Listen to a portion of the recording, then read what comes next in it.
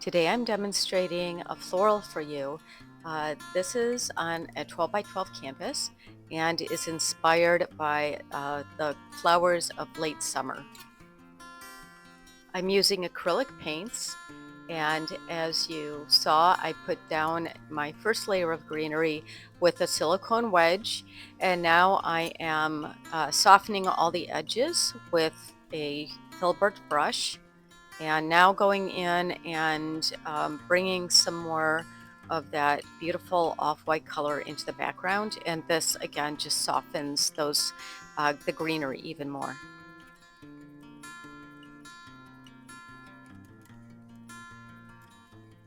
I'm often asked if I allow my layers to dry in between paint application, and the answer is no. In my painting practice, I've learned how to use a very light touch and uh, apply layer upon layer without really disturbing the wet layers underneath. I don't mind if my layers underneath mix a little bit with the paint that I'm applying to the surface of them. That way, my flowers stay integrated with the rest of the painting. This process has just become very intuitive for me over time.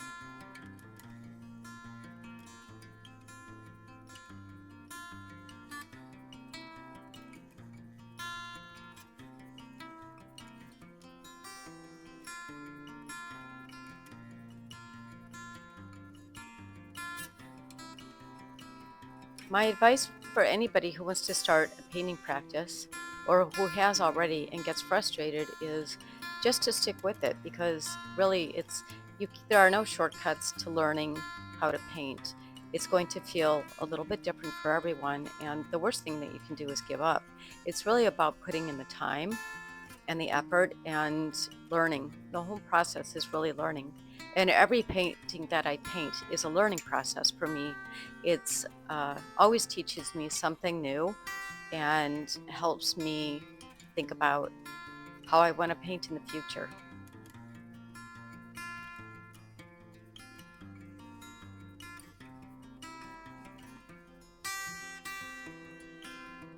There's a common misconception that people who can draw or paint well are just naturally gifted. And while that's true to a small degree, um, honestly, it's more about having the desire to paint and to see the world differently and experience it through art that creates a great artist. It's the people who stick with it, um, and learn to observe color and light and nature and just all the beautiful things in this world and have a desire to put it down on canvas or paper. Those are the people who become artists. The fun thing about using the silicone wedge is you can see I'm using the very corner to make all my little petals, but then I can go in and use the very edge of it and create stems, stem-like shapes. And so that gives my painting a nice variety.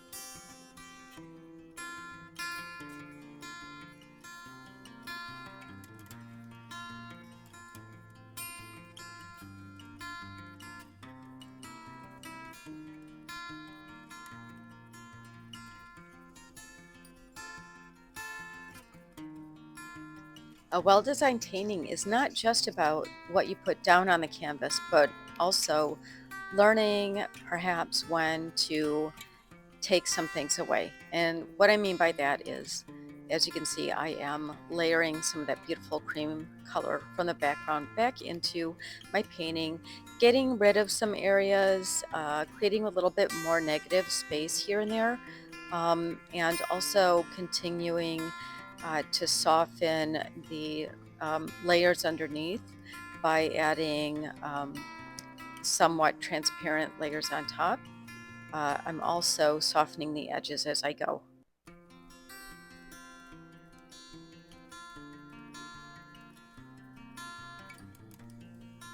Now I'm bringing a little bit of a soft peach color into the background and continuing to add layer upon layer.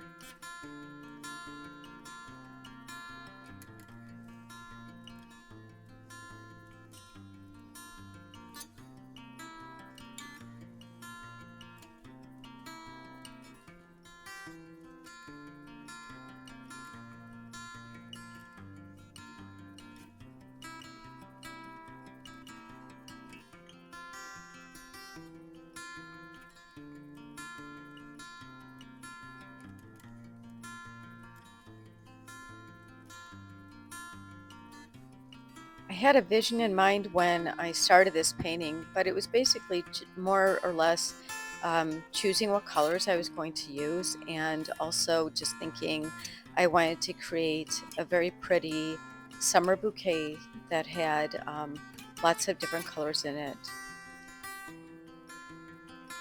After I've decided what colors I want to use and the overall feel that I'm going for in my painting, I let my intuition to take over and have fun.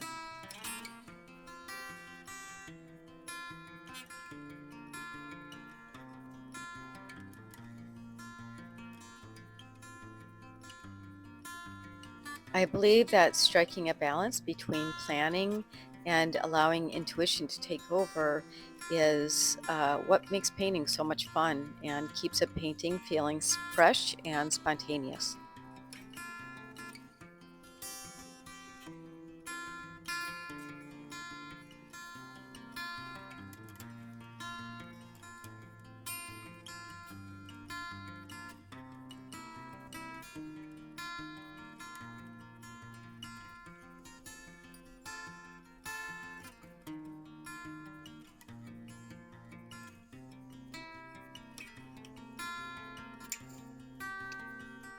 I love teaching art because I truly believe that we all have something to say, and to nurture our voice in a creative way is just such a life affirming and beautiful thing.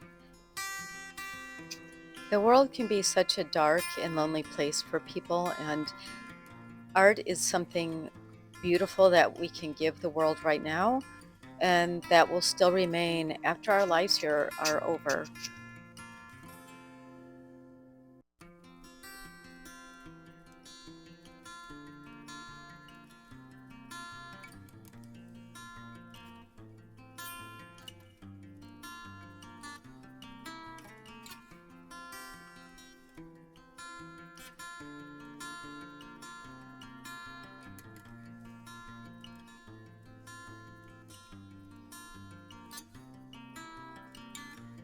Now I'm getting into more of the final details in this painting.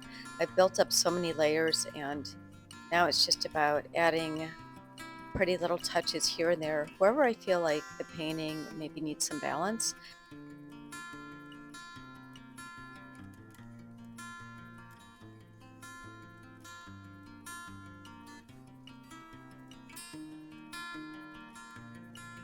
And now I'm just reworking some of that greenery a little bit with a little bit lighter, more golden, bronzy green color.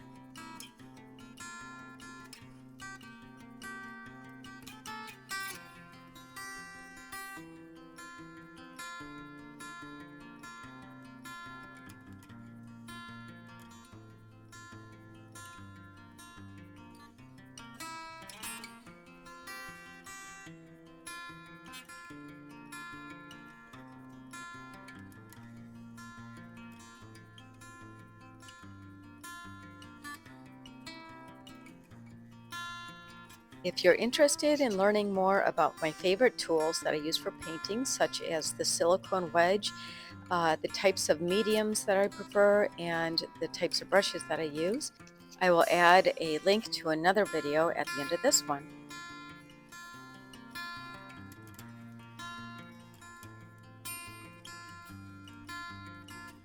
And here's my finished painting.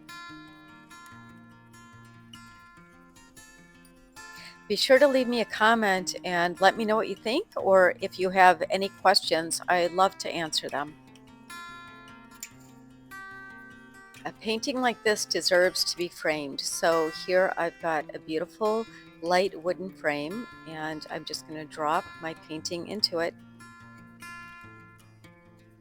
Be sure to subscribe to my channel so that you receive notifications whenever I post a new video if you want to see more content like this.